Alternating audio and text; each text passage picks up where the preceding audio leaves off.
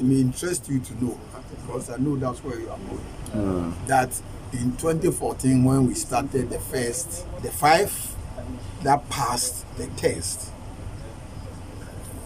2 of them withdrew from the race, and 3 ultimately went.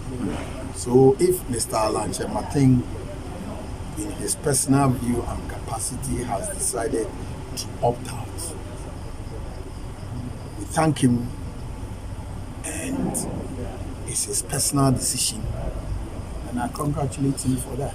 This room that you attended this meeting, that is where the National Council met and took a decision. All decisions that were sent to the Presidential Election Committee are ultimately decided upon by the second highest authority in the party, which is the National Council. And the National Council must always take the well-being of the party. Actually, it came as a surprise to me because Alan is a big name, and most of us knew he was going to be in the competition. But just for him to pull out was, for me, it wasn't. In fact, I didn't side with him. It's not okay with me. I was surprised, actually. And the second thing is, losing at the super delegates, I don't think it's a reason for him to pull out. We all know what went on, all right? The rumor and all, we know. And the other election, which is the general one, we know there will be some other strategies they will put in place to make him come. Fine. The fact that he was at the 3rd position doesn't mean anything. Like we are all contesting for something, and you see that what is happening in the party, in their party, it's like the gurus have decided to move into one direction. So as there are about 4 people or 5 people, and you have moved to one direction, definitely those who are among the 4, they will not take things light. I wasn't surprised actually, because when you look at the kind of vilification, intimidation that has gone on in the party, with regards to when you look at the Superdelegate Congress, right, and the way and manner his agents and his supporters were vilified, attacked, and all that, really speaks volumes of how the party, what they need to do to really bring everyone on board if they really want to win Power 2024. So as a candidate and a human being that has the interests of his members at heart, if I were him, I would have taken the same position. Being a delegate means you have been sent by someone to stand on their behalf. So when you take money, you extort money from the other side, and later you vote against him, then it is very bad. Look at what happened in Northwest. About 28 delegates were there to decide who should be given the nod. Can you imagine that there was about 50 policemen were there? None of them were able to, arrest the perpetrators who punches the eye of the Alan Kyerematen's representative, and it is very bad. These are some of the things it made him resign from the race, and it is a good decision that he has taken. I felt Alan would have done something. Despite I'm not a party person, but I felt Alan would have been the best candidate to run for office. He would have given Mahama, the race for the presidency. But since he's not there, because Bawumia like this, even sometimes when you Google online, they are telling you that Bawumia is a liar. So, to me, His Excellency Alhaji Dr. Mahmoud Bawumia is the man for the job. So the MPP should come together and rally behind him and give him the support. I think Alan and the rest have to come together, rally behind him, and give him the necessary support that they can give him. Because if MPP want to break the 8, at least I think Dr. Mahmoud Bawumia is the man for the job.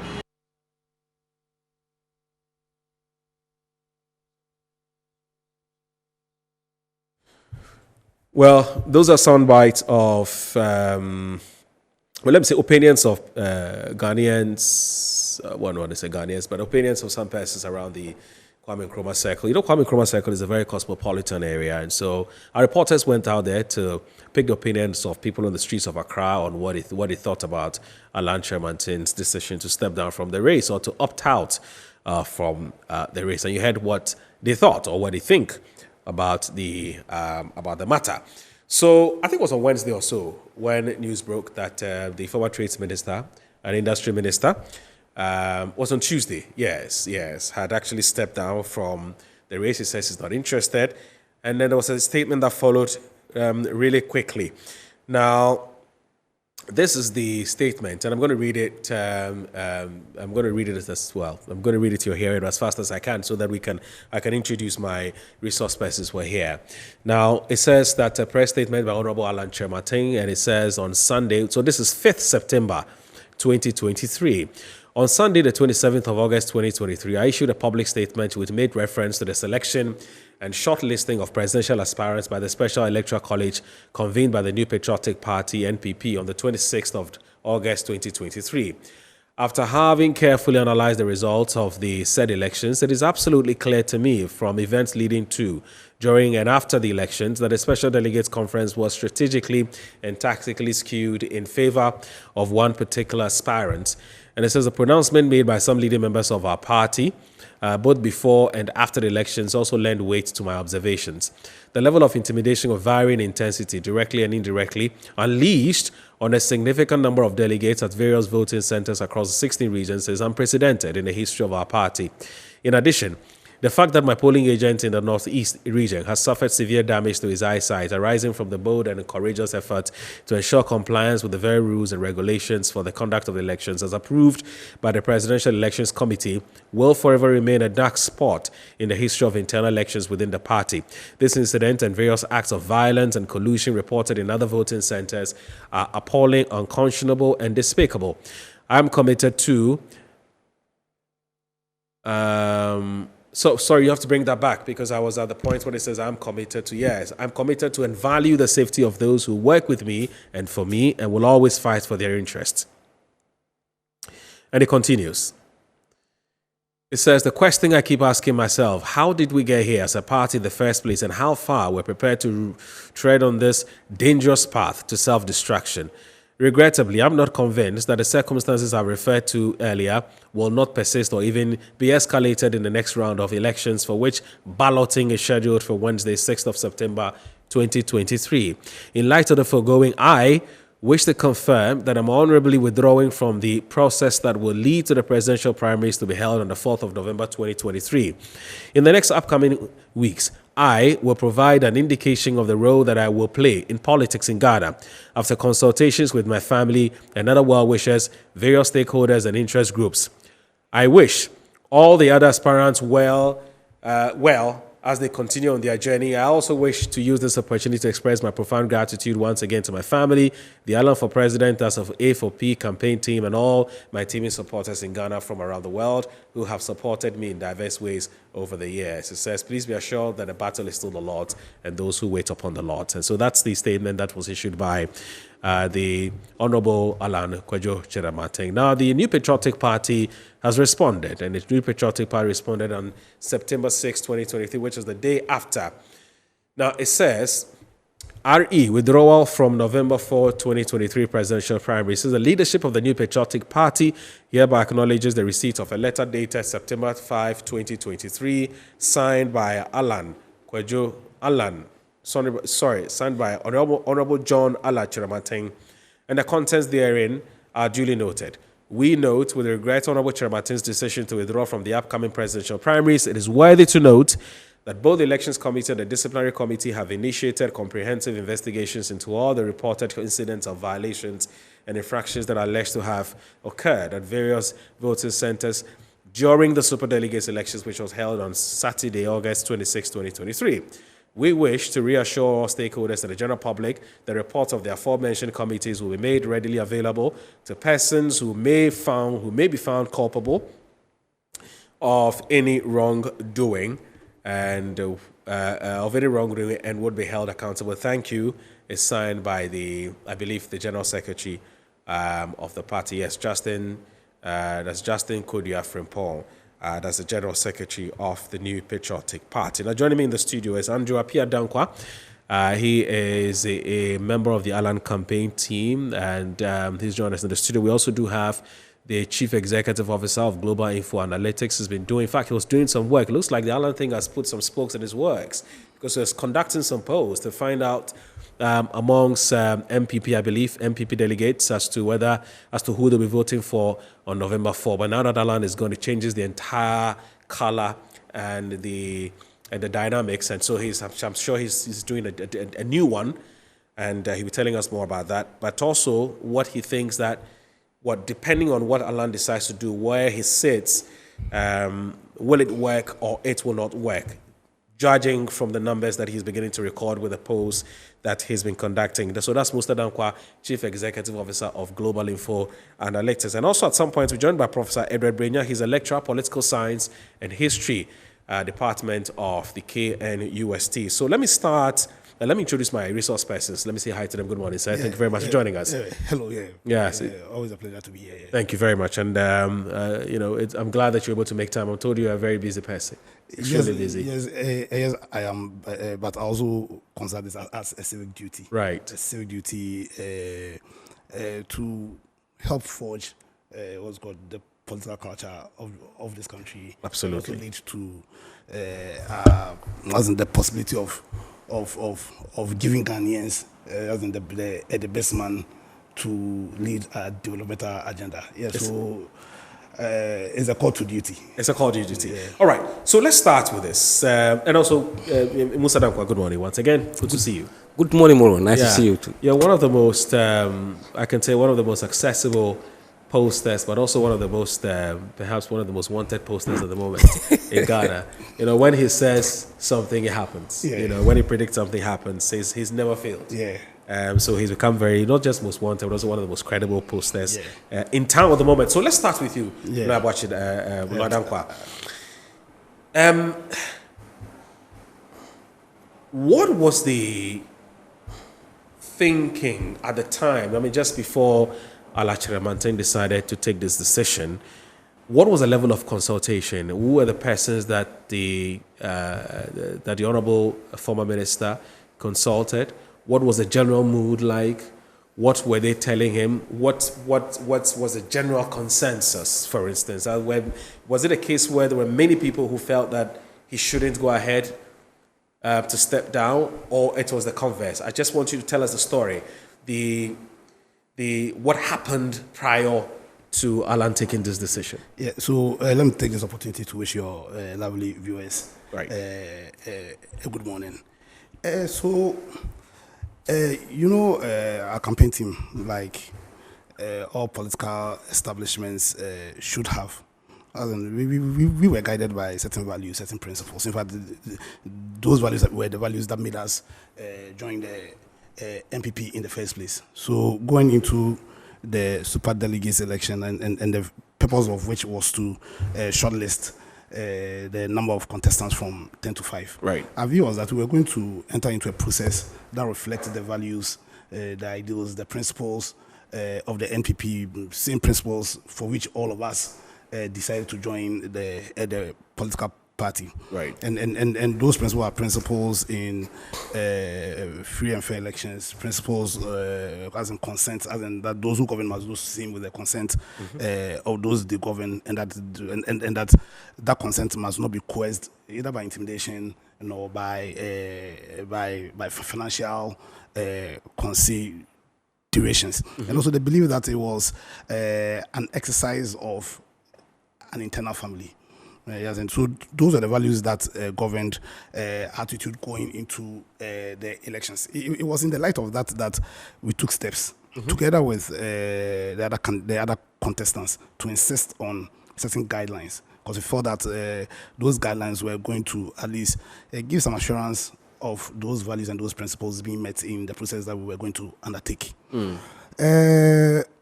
Unfortunately, everything that happened on the election day was got allegations of one-ton was got spreading of money, and I say allegations because allegations of one-ton spread of money as an unbelievable intimidation.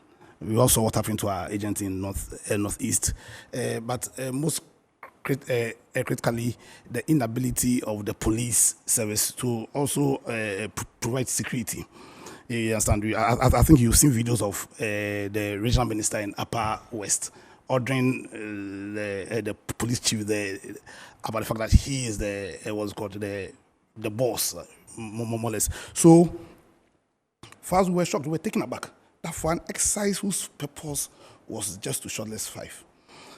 Party or the authorities, in fact, the party will sit down and allow for an unbelievable flaunting of all those guidelines. Then, what was the guarantee that in the major elections, where there were 200,000 people, those values, those principles, those won't be breached? Yeah, you understand. So that was the thinking behind a decision as to whether or not we would want to be part of the process. Now, when we came to a realization that as in it was impossible for those principles, those values to be met in the major elections, we realized, as in we came to the conclusion that we needed to first of all consult broadly, because the interest groups in Allah wanted to present as in goes beyond just the A4P campaign team. Obviously, when you want to, or the only reason why you want to be the presidential candidate of the New Patriotic Party is because ultimately you want to become the president of Ghana, and Ghanaians are interested. So there are a lot of interest groups beyond interest groups within the party. There are interest groups from, as in influential people in society, from the business community, from industry, from among the chiefs, among the clergy, the religious bodies, and his own supporters. So, and you know, Alan is somebody who believes in consensus, so and believes in consulting. So a lot of consultations were made, and almost unanimously. The view, so it was a unanimous decision. Not unanimous, almost unanimous. So it was a massive majority of the interest groups felt that it will be in the interest of the country, it will be in the interest of the party, it will be in the interest of politics going forward in Ghana, that we do not do anything to legitimize there's a massive departure from the values that ought to govern our party and ultimately the country. Because when you talk about the values of liberal democracy, there are values that over and again have proven to be the best values, as in that should govern how governance is done. You understand? So we felt that if those values cannot be guaranteed, if the party has had to depart from those values, and to values, as the discussion goes, values that I call Machiavellian, then we can't legitimize those values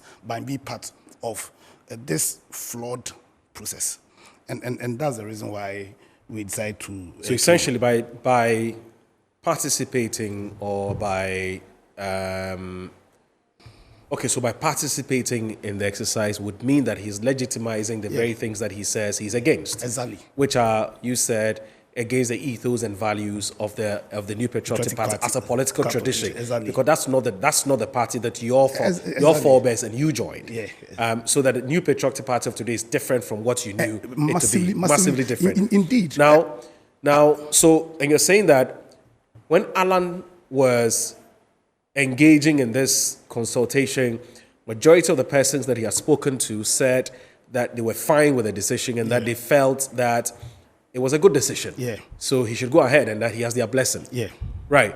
Were there also persons who felt that it was a bad decision? What was their reason? Oh yes, certainly there were few who felt that he does not need to leave. Okay. And that instead he should probably fight this flawed process so that he can cause what's called changes by it. I understand. But as in that, for me, that argument cannot be sustained and cannot be tenable. Okay. Because you see, what should guide us individually and any political body is a belief in certain values. So immediately those values are departed, or there's a departure from those values, then you cannot justify why you would want to be a part of that process unless there are other reasons beyond principle, beyond value, why you are within that body.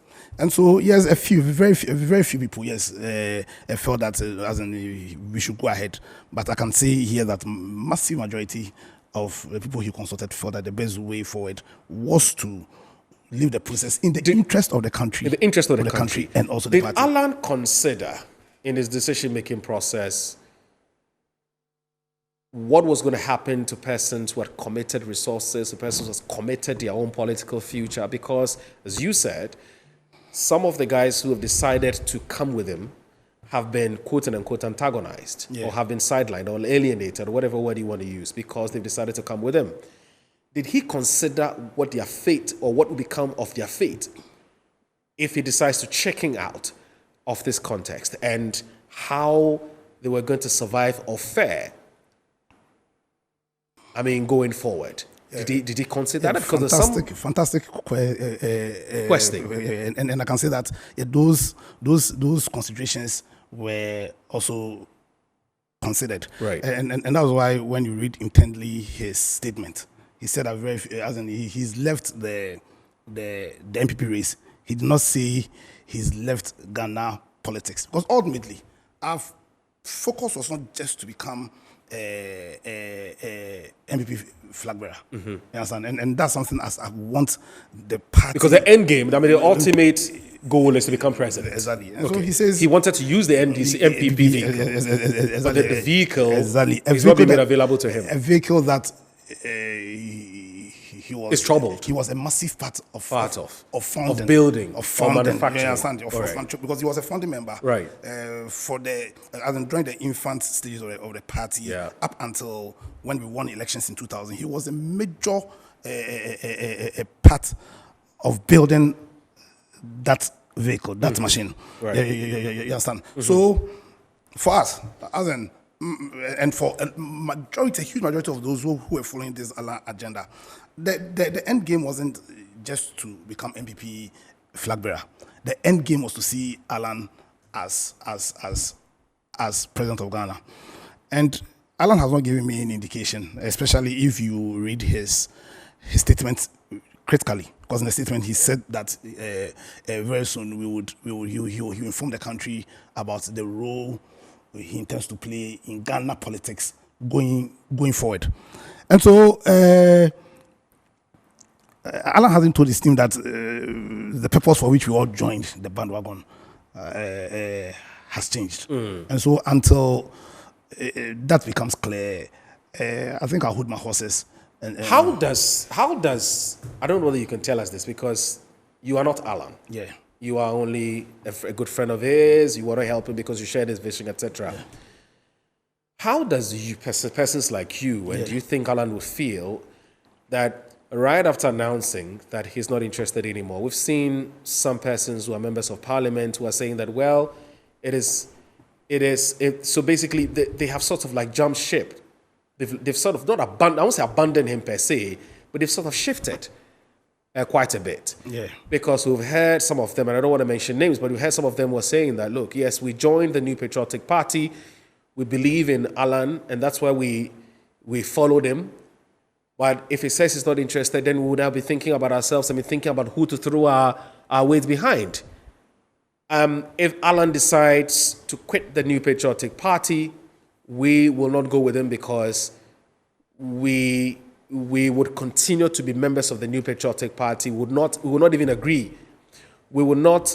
So basically, we'll not come with him if he decides to go somewhere else. The only thing we're prepared to do for him is if he decides to contest as flag bearer of the New Patriotic Party. Is Alan bothered? Is he worried about some of these statements? And that's question number one. The second question, again, is that as soon as he stepped down, we heard persons from the other camp, and again, I don't want to mention, but then we had some reactions from some of the other camps who are saying, well, he's doing that because it's painful to lose an elections, emotions are raw, and so it's perfectly understandable why Alan decides to step down. It's got nothing to do with intimidation, the field is not leveled, etc., etc. Those are all red herrings. Two questions in one. How do you respond to this? Yeah, so simple. I think. So the first one. Persons who are saying that, well, we're going to be thinking about who to support, and the second one being that the reasons that Alan has given are not really the real reasons, and that is much more deeper than that. The man has run out of cash. Okay, nobody's prepared to support him. The persons who are prepared to support him have chickened out because they've realized that, contrary to the expectations that he will come up second, he's third, and looking at the numbers, they've lost confidence in him, and so they rather would throw their resources behind somebody else. Plus, Alan himself, so like I said, one, he's run out of cash. People are not prepared to support him, and he really doesn't see any light at the end of the tunnel. He doesn't think he can make it, even if the playing field was supposedly leveled. Yeah. So that's my second question. So I don't know how you're going to respond to this. Two quick questions. So right. For the first one, yeah. My simple answer is to say that. So we all have reasons why we joined. In fact, I don't even need to. There's no point hiding their name. So I've heard Davis Opoku answer, OPK. Him, yeah. Yes, and OPK says, "Well, I like Alan. I believe in his vision. If he says he doesn't want to go again, we'll take a decision as to support." We have Sylvester Tete, English among from MP. One of the vociferous campaigners of Alan, he's also saying the same thing. I'm yet to hear from the other ones who are for him. But I don't know how you respond to some of these things. I think it's pretty straightforward. You don't have a problem with that? No. See, I've had a period of working with both OPK and Sly. And Sly. Yes, Sly, and two fantastic individuals. Their support for Alan was not in doubt. Indeed, OPK has supported Alan since forever. From time immemorial. Yes, but you see, we all have reasons why we join parties and reasons why we support individuals. In individuals. OPK, Sly probably have their own reasons. In any case, they are both what's called MPs. Yes. You understand? And I think it will be detrimental to their own political ambitions, in my view. As in, should they leave the party? And so I understand them perfectly. Why do? Because they are both MPs and sitting members of parliament. Yeah, suppose Alan says he's going independent, and they say they are going to follow Alan, and he has his own repercussions. Do they think they are ready to take that risk at this point in time? So I understand them. For some other people, there are other considerations, and those considerations are considered borders on values and principles and your personal idiosyncrasy at that point in time. And so when Alan, if and when he makes that step, if, because we all don't know whether he's going to make that step, but if and when we will make that step, all of us would have to make that decision, like probably OPK and Sly are making. Get it. Personally, if he makes that step, I'm going with him. You understand? Okay. Yeah, and so everybody who supports that will have to make that decision. That decision. They've made their decision, and you respect it. He makes that. You can't be a Democrat and not respect somebody's opinion. View. Yeah, but we all have to make that decision at the end. And right. so for me, it's not an issue. So the second issue, I disagree vehemently with that view, and especially when you put it in the context that this isn't the first time Alan has stood for primaries in this country. He stood in 2007. After I was in the field of 70 people, he came second. There's somebody who, when he felt the election was fair, considered what a further continuation of the process could do to the party, where the party was, decided to sacrifice his personal ambition for what he considered at that time to be in the best interest of the party. In 2010, he contested again. When he lost, he said he's a Democrat and he believes that there's always cooperation after competition. Yeah, I understand. Indeed, in 2014, when he lost, we also saw videos of he calling Nado and the extent of cordiality between the two men. 2016, during Anado's one of his last campaign rounds, he thanked Alan and said that nobody in the MPP has campaigned for he and Anado than Alan John Kyerematen. So when you put the question you're asking or the allegations they are making in the context of how Alan has conducted himself in previous primaries when he's lost, then it cannot support an argument that the only reason why Alan is jumping ship is because he believes it's a done deal. Indeed, the numbers do not suggest or do not support what they are saying. Going into the what's called the super delegates. If there was one thing that was clear, it was the fact that Bamia was going to win the super delegates election emphatically. Okay. Yeah, you understand? For some of us, we even felt Alan did better than what was projected he would do by the polls that came out. The polls were giving around figures around 4%. For some UK what's called body did some polls, they give around 4%, 4 or 5%. And he made. So basically, even looking at the numbers, it's actually exceeded your expectations. Yeah, expectation. Okay. You see, our focus throughout this campaign has been on the grassroots. Our focus throughout has been on the grassroots. Okay. I'm messaging there one beyond. So those reasons that we're giving. I'm saying that those statements that have been made for you aren't factual. They are not true. No, absolutely. The fact that Alan decided to step down because he's pained that he didn't top up. He didn't emerge as the winner, so to speak, in the super delegates conference, and so he's pain and he's going through some emotional roller coaster. And so he decided to step down. It's got nothing to do with that. Absolutely. Nothing to do with that. No. So we should still go by what he has officially written to us as the main reasons why he doesn't want to go again. Okay, I'll come back to you on this. But there are several other issues that have come up since he stepped down. I'm going to come back to you on this. Now, one is that one of the reasons why Alan didn't perform as creditably as, I'm not talking about those of you who are with him, but as Ghanaians who feel that he's been around for a long time and he would have, put up a much better performance. We've heard all kinds of commentaries, and that some say Alan is the architect of his own downfall. And the reason because this is talk in town, and so it's important to hear so that you can respond to it.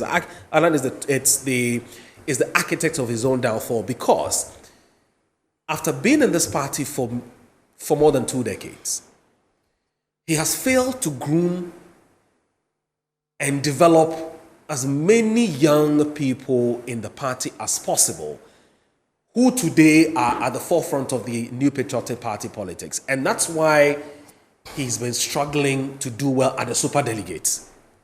Or he actually struggled to do well at the super delegates. I'll come back to you and ask you, I'm sure you've heard it too. Oh, yeah, in fact, and you have an opportunity today to explain to us how Alan's own policy on human development or human capital development within the political party has been, and what has been his track record. Yeah. Okay, if he has any to show, as a response to some of these things that some persons have said. Let me speak to Professor Edward Brenya of the KNUST. He's a lecturer with the Political Science and History Department, KNUST. I'll have a brief chat with him, and then I'll come back to lawyer Dankwa to continue with this, so we can continue with an interview. Prof, good morning. Thank you very much for joining us on Inside Pages on Metro Television. Good morning, Moro. First of all, do you think it was a good decision for Alan to have stepped down? Moro, let me use the opportunity to extend my greeting to your able listeners and to yourself.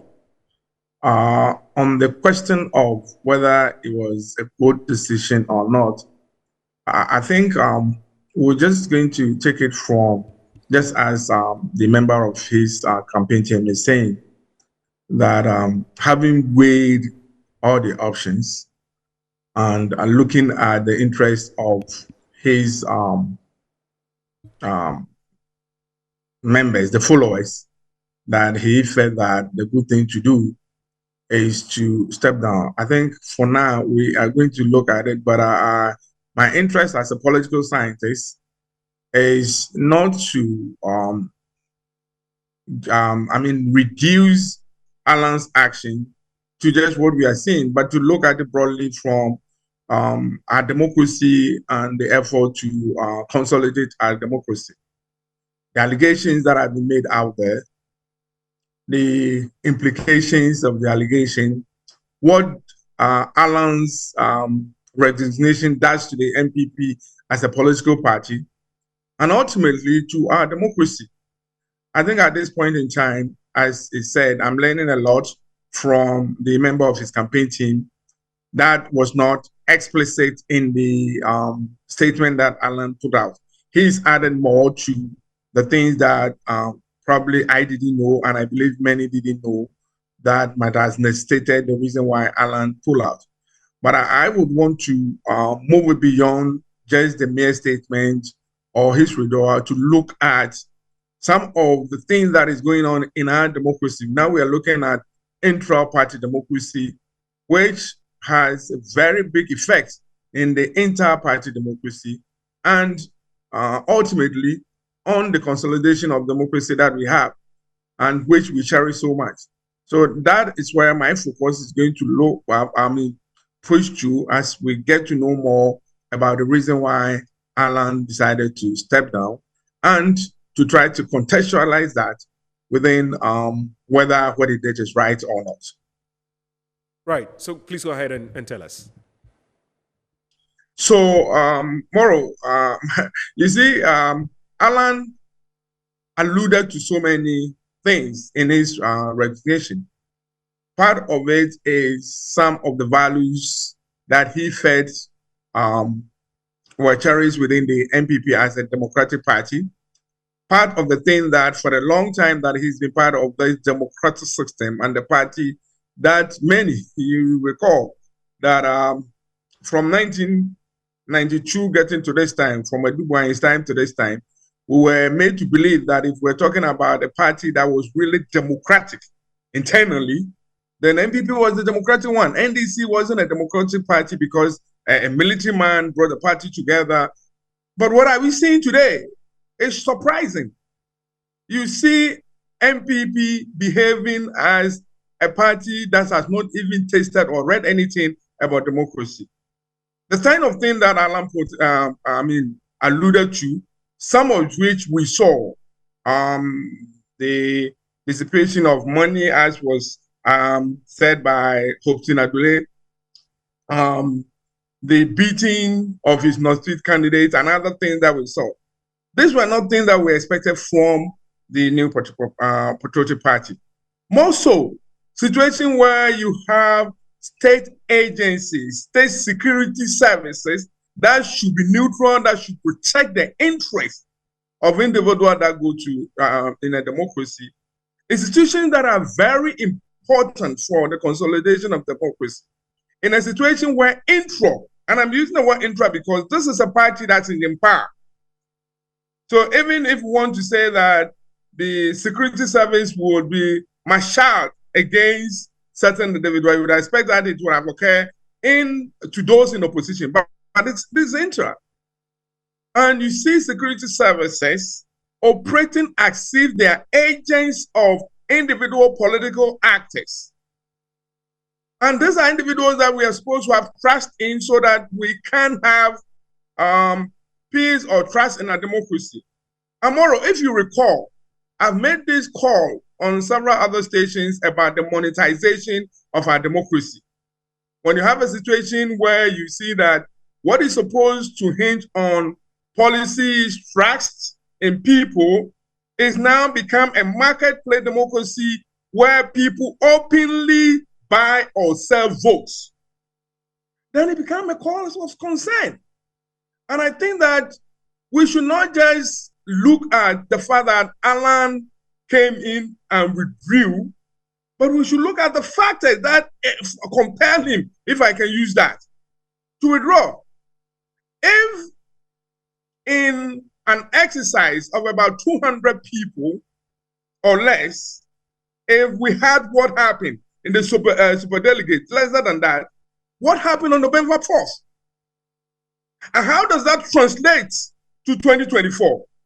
I think that is where every actor who is interested in our democracy should be paying attention to.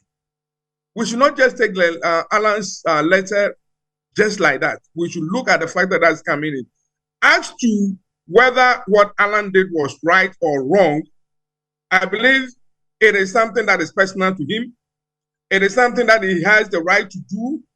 But ultimately, Moro, I need to say this, that Alan's withdrawal from the party has widened the already created gap in the NPP that can never be repaired. Alan's withdrawal has made 2024 a foregone story for MPP, and they need to know that. Well, but I've also had some persons who say the Alan of 2008, 2007 is not the same Alan Kyerematen. He's lost his mojo. He's lost his gravitas. He doesn't have that much following. You know, he's just an exaggeration. He can go and he can. I mean, some persons who are calling his bluff. He can do his words. I don't know what you think, and that he's finished. Amora, it's normal. It's normal to hear things like that. Okay. Even though it's an intra-party exercise, of course, we do have camps. So you'd want to have people try to sort of paint the whole action as if Alan is running away or he's probably behaving as a child who has lost an election and complaining. But I would also want to ask you more. So Alan is running away and painting that the picture that became the face of the superdelegates conference. His Northeast delegate that was beaten mercilessly. Did Alan plan that? Hobson Adole coming out to make all the allegations. Did Alan plan that? Sometimes we need to be faithful to ourselves. And even if they claim Alan is putting up a pretense, as we want to believe, the question I asked myself was that what was the machinery that was put in place? Right from the appointment of party leader, the district chief executives and all those things, right at the time the 2020 election yes, was won. Prof, I was actually even asking about whether Alan still carries that kind of political class within the MPP as he did in 2007. Because you talked about the fact that if now that Alan has decided to withdraw from this race, it is really going to hurt the MPP's electoral chances in 2024. And I'm saying that how so? Because I've heard some people say that time has passed him by. He doesn't command that type of followership as he did in the past. I don't know where you stand on this. Or you think Alan is still a force to reckon with? Yes, that's exactly what I was getting to. You see, sometimes when we have people who are vocal, who can have access to the media and they speak as if they command the thinking of ordinary people on the street, it is regrettable. 2024 is to be decided by the masses, not just the super delegates or delegates or the people who can have access to the media. It is going to be decided by people who may have good thoughts, but will never have access to stay in front of a camera or a microphone or have the opportunity that we have now to speak.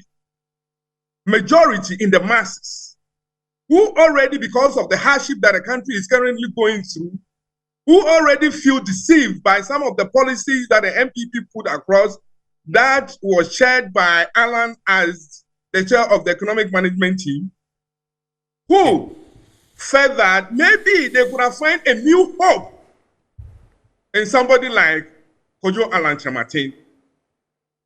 Now being told that Alan Kyerematen is being pushed out, and I'm using the word push out, because Alan Kyerematen said that he is leaving because of some irregularities leading to the superdelegates and what he anticipates would occur. Okay. When these people are made to believe that this Messiah sort of that we thought could have sort of reignite or remobilize us to go back to the pool for the MPP is being pushed out, that is where the people that are saying all kind of things will come to realize that there's a different thing when you are talking about delegates, super delegates, than when you are talking about the masses.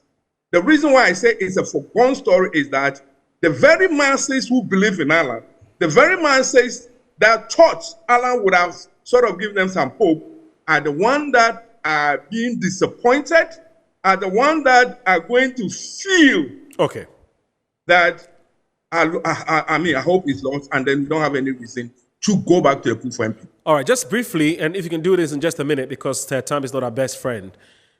If Alan decides to take a decision, because I'm not going to ask you about the options that are left for him because we don't have time, but if Alan decides to go independent, as has been highly speculated, what do you think, how much of a force do you think he would be in Ghana's politics? Moro, I think on the question of whether he goes on independent or not and how much impact he might have, I would not want to jump the gun on that because, yes, we don't know much on what essentially pushed him out. What he put out there was broad. Yes, his campaign team here, a member of his campaign team has given him more reasons. I think that, as he rightly said, that in the days ahead, he's going to make us know the role that he wants to play in Ghanaian politics. I think much will depend on what he tells us, which will be the explanatory variable to why he left. And that will then tell us how much of a difference he can make in case he chooses to go as an independent candidate. But you're saying that it will be in the interest of the NPP to make sure that Alan doesn't leave? Absolutely. Okay. Absolutely. All right. NPP need to do whatever it can to make sure that they get Alan should be in the party. Professor Edward Brenya, thank you. Thanks for your time. Well, just when we're beginning to enjoy the conversation, where the production team keeps reminding us that we have just 12 minutes to go, unfortunately. But I don't know we're going to do this because I need to bring in Musa Danko as well. But if you can just briefly talk to me just a minute about this issue about he did not groom the next generation of young guys in the NPP, and that's why he's. And then after that, we can talk about what the way forward for Alan looks like. Yeah. So when the issue of grooming comes in, there are two broad issues. Right. One, the political ecosystem that would enable a young political talent to thrive. True. And to directly then feeding that young political talent. Okay. Yeah. So now, when it comes to the political ecology, you are talking about the structures of the party. Right. You are talking about the culture of the party. You are talking about the value set of the party. Those constitute the political ecosystem. Now, when you talk about the NPP, I think it is right that Alan stands shoulder above almost everybody in the NPP when it comes to create the creation of that political ecosystem. I see. Yeah, because in terms of fiscal infrastructure, Alan played a massive role. It's general knowledge that Alan contributed massively to our purchasing of the party headquarters in '92. When talk about the political culture that got NPP so much respect, culture that led us to win the 2000 election. We all know the role Alan played in it, both in terms of leading policy direction within the party, with the Young Executive Forum, and he be a member of the National Council at that time, Executive Council at that time, as in from '92 to 2000. When it comes to the values, the principles, it underpin the NPP, the liberal democratic principle. Alan was one of the major thinkers and proponents of that concept within the NPP. So then, in terms of the political ecology, he has contributed massively. Now, in terms of talent, identified talent, and building them in terms of the politics, building them in terms of business and economy, Alan also stands tall. One, with his Empretech, he's built a capacity, and then he's helped majority of MPP members. MPP isn't just about the MPs and then the executives. Also, in terms of the politicians themselves, one, Sami Oku was a beneficiary of that political ecosystem I'm talking about. In 2005, and if Sami Oku is if you confirm, the party supported him when he attempted to contest in what's called the 2005 SRC elections in Legon.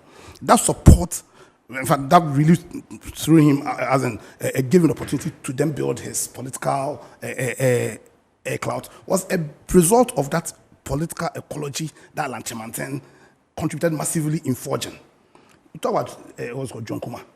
Everybody, John Kuma himself acknowledges that the person that gave him his political opportunity. So why did these guys abandon him? Because John Kuma's abandoned him, Sami Oku has abandoned him. The MPP post 2008 is different. It's very different from the MPP prior to 2008. You see, people don't say it, but in terms of values, in terms of ideals, the MPP has changed. In my view, I think the MPP has now become Machiavellian. The view in the NPP right now is that the end justifies the means, and that end is power. And so once you get that power, it doesn't matter the process. And that's how come, as in the party can supervise what happened in the last super delegates election. Because this current MPP does not believe that or does not realize that when it comes to politics, power is just the beginning. It's not the end. Because you want to... Did Alan foresee a situation where these many government appointees will be supporting the vice president, MPs, persons who were close to him, leaving him and going to support the vice president? Did he ever foresee that happening? Certainly. He foresaw that happening? But it has not been a secret. Because right now, a lot of the actors in the game right now, they don't think about Ghana. Because you see, when you read our constitution, when you're making a decision as important as who could potentially become the president of Ghana, the most important consideration should be what's in the best interest of the country. So then when people support a candidate who has not laid before them and before the country a program, a vision, an idea, because what you support are ideas, not the human being. You see, the human element comes in when we are considering his competence, his credibility, his character. But the starting point is the idea. So when these people are supporting Bawumia, for me, the question is, what kind of idea, what kind of Ghana is Bawumia proposing that he can build, lead us to build? That would necessitate... Are you suggesting you're following the vice president for other reasons? For obviously for their personal interest. That's would Alan go independent, as we hear? In fact, we would hear from him very soon. But if he's to listen to my advice, and I'll beg him, I'm begging him, go independent. Go independent because we need a leader that thinks about Ghana first. He's rolled out his GTP plan. We need a leader that can forge a new culture in this country. Now, you read his GTP, and the first 7 points there is about forging a certain culture, a certain mindset. And then he's also rolled out a strategy that can engender the growth that we need to ensure that our going to the IMF for the 17th time will be our last. And for those reasons why I'm practically begging him. How much of a pressure was on him to go independent? Massive pressure. Massive. I'm saying openly that I'm begging him. Are chiefs begging him? Businessmen? It's unbelievable. Because you see, we are tired right now. If there's something that Nanado has shown us is that this political servitude, for want of a better word, this political servitude is killing the country. And we need a situation where right now it will be about Ghana first. Because the purpose why you forge political parties is to develop the country, and they are failing. You understand? So it is necessary that all Ghanaians find a leader that has a vision, a dream that they can recognize. And that leader has demonstrated a certain level of credibility, competence, and has shown that he is a man of value and character. So we shouldn't be surprised to hear Alan say he's going independent. I'm begging him to lead this Ghana movement. We need to forge a new Ghana. What's the name of Ghana movement? I said I'm begging him to start a Ghana movement. I don't believe in...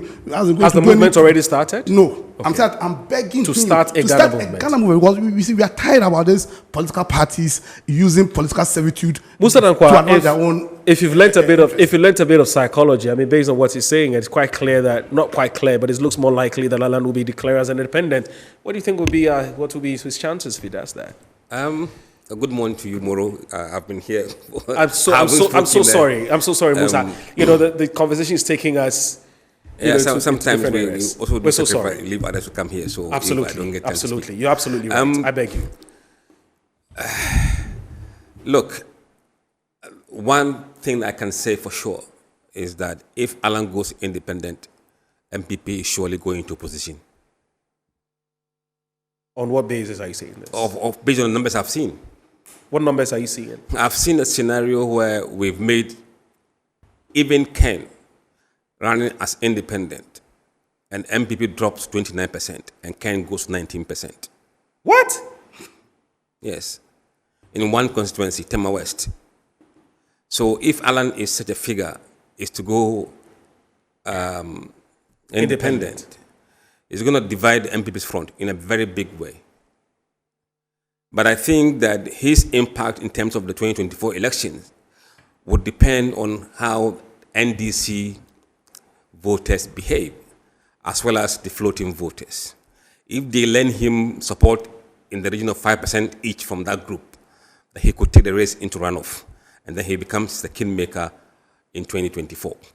But if he's not able to break NDC's front, then it's going to be very difficult for him to drag the race into runoff. But for MPP, for sure, they have no life if Alan enters the race. in all the polls that you've conducted, and we're going to do this in 2 minutes because my production team tells me that. In all the polls that you've conducted, Musa, sorry about that, but in all the polls that you've conducted, you tell us that Alan's, whereas the delegates within the New Patriotic Party doesn't have the massive, as at the time you did the polls anyway, so we've got to be careful. He didn't have that kind of massive support within the New Patriotic Party, but then amongst Ghanaians, he appears to be very popular. Are you standing on that, of course, or there's a new polls that you're conducting to back the statement you're among making? the Ghanaian voters, the latest poll is way back in July. Yes. And even at that point, he was still popular than the other options that are available in the MPP. No doubt about that. But it is only when you peg him against Muhammad that he still doesn't win. Right. But among the MPP candidates, and indeed with Bawumia, he performs far better among Ghanaians. Now, he is stronger among floating voters, and it's more liked by more NDC people. But within the MPP fraternity, Bawumia is popular. That's quite interesting. Are you conducting any new polls? We are currently conducting a new poll of MPP delegates, which will be coming out next week. But the national tracking poll comes off from 30th September till about 10th or so October. And there we will see the effect of Alan stepping down. If by Tuesday he makes that announcement that he's going to be independent, and we're going to put him there as a scenario against Bawumia and Mahama in all the scenarios. Yes, very to test interesting. his popularity Absolutely, again as an independent. So we'll see the figures in mid-October.